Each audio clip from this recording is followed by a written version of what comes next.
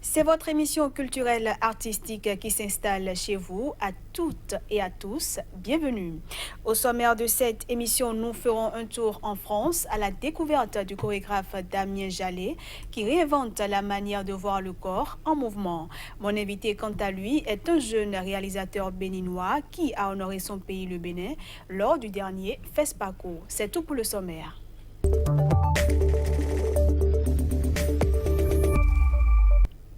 Le pas de deux Frozen entre Madonna et sa fille dans Madame Ins, c'est lui. Mais le franco-belge Damien Jallet est beaucoup plus qu'un chorégraphe. C'est un artiste qui réinvente la manière de voir le corps en mouvement. On regarde. Depuis son installation dansante Les Médusées au Louvre en 2013, où il a fait évoluer des danseurs parmi sculptures anciennes, Damien Jallet, aux collaborations multiples, ne cesse de montrer le corps sous multiples angles. Pour l'artiste de 43 ans, la danse et la sculpture sont deux arts qui sont peut-être les plus opposés, l'un le plus proche de l'éternité et la danse qui est l'art le plus éphémère. Le visage, aujourd'hui, c'est quelque chose de très important. On passe notre temps à faire des selfies, à se définir par rapport... Tout de suite, on peut lire une personne, on peut lire beaucoup d'éléments de son identité juste en voyant son visage. Et j'avais envie de re-questionner ça et de me dire aussi, le corps, finalement, c'est quelque chose aussi très mystérieux. Et il suffit parfois de changer certains angles, de les associer d'une certaine manière, et tout d'un coup, ça devient vraiment complètement autre chose. Pour moi, ce à quoi la danse a souvent été connectée dès ses racines, ce sont les états de conscience altérée, c'est-à-dire de créer quelque chose qui soit entre... on a ces états-là quand, par exemple, quand tout d'un coup on est là, puis tout d'un coup on pense à autre chose, on part ailleurs. Et j'aime bien cette idée de mettre le spectateur dans un état où il est tout d'un coup, soit dans un état de fascination, ou d'une certaine manière la frontière entre ce qui est conscient et ce qui est inconscient, ce qu'on projette, ce qu'on laisse venir comme association, et puis quelque chose qui reste assez imprévisible dans son évolution. Ça, c'est des choses qui m'intéressent beaucoup. Peut-être que tout d'un coup on peut se poser la question de la forme qu'on a, de pourquoi, et de la fonctionnalité qu'on a aussi. Et en tant que chorégraphe, c'est sûr que j'aime bien que le corps soit plus fonctionnel, mais que ça devienne un élément poétique, et que cette poésie soit ouverte juste dans Vaisselle en particulier. C'est vraiment à partir de l'anatomie et d'une espèce de réinvention de l'anatomie humaine, et qu'à partir de là on développe toute une série comme une évolution poétique. Damien Jallet, qui s'était fait un nom en collaborant pendant de longues années avec le chorégraphe Sidi Labi Cherkaoui, reviendra à Chello en septembre avec une nouvelle création. L'artiste qui danse encore a réussi à fasciner Madonna, une amoureuse de la danse contemporaine, selon lui. On aborde cette fois-ci la seconde partie de cette émission consacrée à l'invité.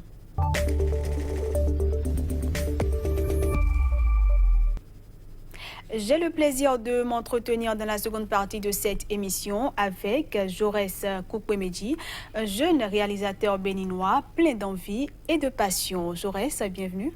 Bonsoir. Vous allez bien? Je vais bien.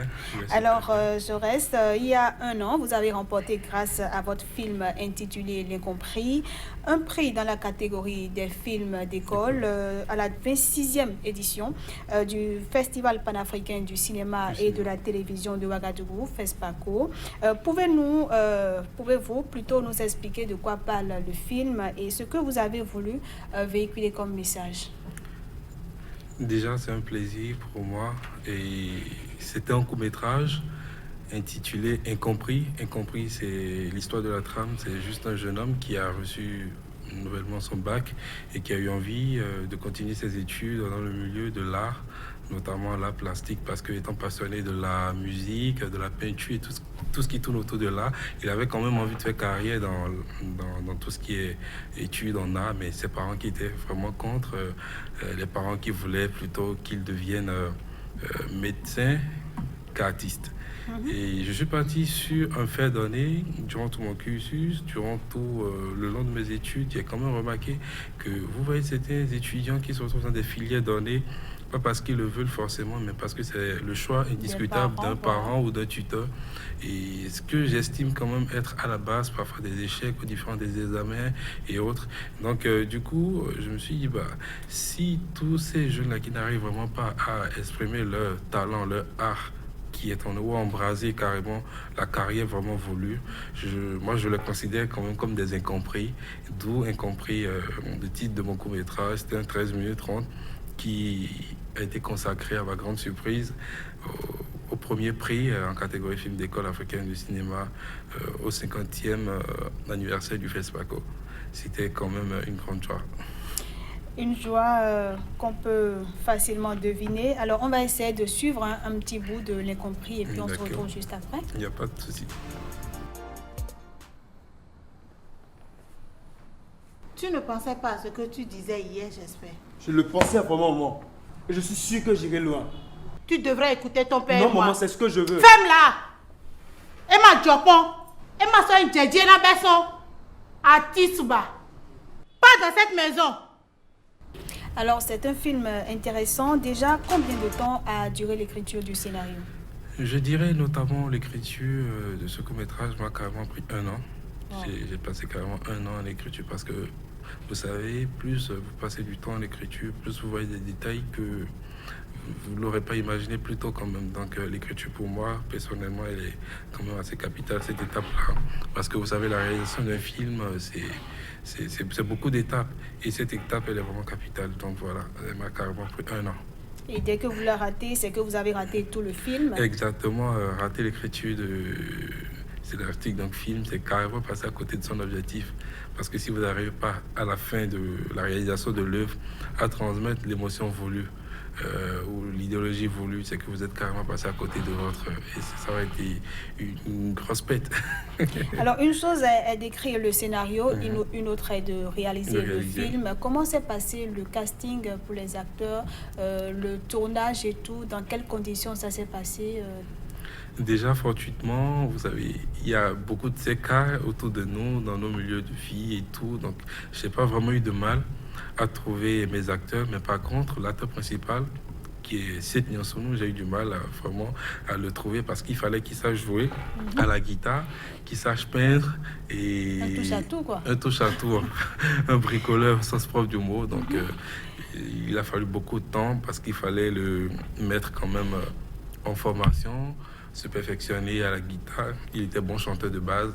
Et puis voilà, avec la peinture, on a essayé de gérer. Vous savez, le cinéma aussi, c'est de la tricherie. Donc, on a essayé de faire comme on pouvait quand même pour arriver à ce résultat. Alors, en tant que jeune réalisateur, qu'avez-vous appris en réalisant ce film? L'expérience, qu'est-ce que ça vous a apporté? En termes d'expérience, je dirais que c'était une très belle expérience, ce film, parce que c'est un projet qui me tenait à cœur, parce que pour moi, Incompris, c'est la voix des sans-voix. Et j'ai quand même essayé de porter haut ce phénomène qui ne manque pas. Je pense que ça se trouve dans tous les pays du monde. Hein. C'est un phénomène qui n'est pas vraiment rare. Dès lors vous entendez dans une famille un enfant qui veut embraser le métier de l'art, le domaine de l'art, tout de suite ça fait bizarre dans la tête. On se demande est-ce qu'il va vraiment s'en sortir, est-ce que ça va vraiment le faire. Et puis en même temps il y a la contre-attaque qui est vraiment préparée, ou du moins c'est un réflexe, surtout en milieu africain, voilà, en société africaine. Donc du coup, voilà, en termes d'expérience, j'ai beaucoup appris et les retombées de ce film, autre que le FESPACO déjà, parce que ce qui est important pour le réalisateur, c'est arriver quand même à transmettre l'émotion voulue au départ. Et dès lors, vous avez n'importe qui, vous avez un public qui suit ce film et qui arrive vraiment à transmettre à recevoir cette émotion, quitte à le dégager, vous êtes vraiment satisfait. Voilà. En dehors de l'Incompris, est-ce que vous avez déjà eu à réaliser d'autres films ou bien c'était la première expérience? Professionnellement parlant, c'est mon premier court-métrage. Mais bien avant, j'ai eu à Borsier a participé à la réalisation de beaucoup de courts-métrages, notamment La mort au coin de la rue de Fidel Kossou, Mon repos, ma vie de la même réalisatrice. Donc voilà, après cela, j'ai bossé sur des projets de films un peu comme Lettre à Racine, un film réalisé à New York aux États-Unis et qui montre quand même que les États-Unis, c'est pas vraiment le paradis, autre que tout ce qu'on sait à ce pays et tout. Voilà.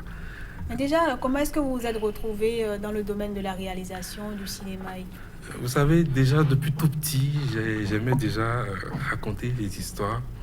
Et il m'arrivait très souvent de rassembler mes acolytes, de raconter des histoires qui n'existaient pas.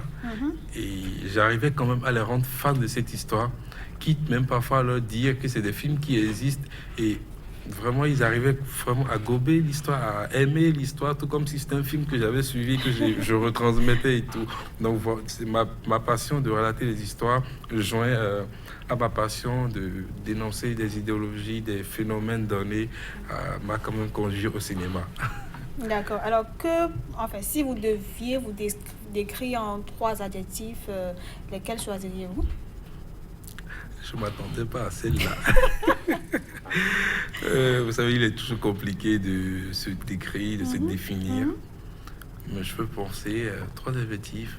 Je dirais que audacieux, ambitieux et gros rêveur.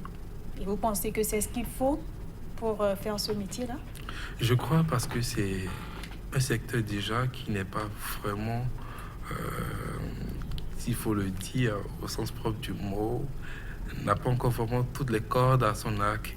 Et c'est vraiment difficile de prospérer, d'émerger dans ce domaine si vous n'avez vraiment pas de l'ambition, si vous n'êtes pas audacieux et par-dessus tout si vous ne rêvez pas grand. Donc voilà. D'accord. Donc on va dire vous êtes un gros rêveur. Et pouvez-vous nous parler de vos projets à venir après l'Incompris? Qu'est-ce qu'il y a? La suite, c'est quoi? Il y a beaucoup de projets, vous savez, il y a beaucoup de projets et notamment actuellement je travaille sur des projets de films, un autre court-métrage qui se profile à l'horizon. C'est toujours des choses osées, mais bon, on essaie de faire avec et voilà. En tant que jeune réalisateur, je suppose que tout n'a pas toujours été rose. Vous avez rencontré des difficultés. Comment est-ce que vous arrivez à vous en sortir? Comme le dit les Ivoiriens, il faut vraiment mouiller le maillot. Ça a été vraiment un choc parce que vous savez, faire de la réalisation, c'est être réalisateur, c'est être un chef d'orchestre. Vous êtes appelé à diriger toute une équipe. Donc, se gérer soi-même déjà n'est pas chose facile. Arriver à gérer les autres, c'est un art, je trouve. Voilà. Et ça n'a pas vraiment été facile, surtout quand il s'agit des soucis financiers. Cet aspect est vraiment capital parce que c'est ce qui tient le secteur. Vous êtes appelé à payer les acteurs, à payer aussi les techniciens et parfois à payer le décor, même le matériel de tournage. Et voilà, c'est vraiment un gros défi. Et il faut être endurant pour le relever. Jaurès Coupé-Medji, merci d'être passé par ici. C'était un plaisir pour moi. Plaisir partagé. Merci. Quant à vous, fidèles téléspectateurs, cette émission est maintenant terminée. J'espère que vous avez pris du plaisir à la suivre. On se dit à bientôt.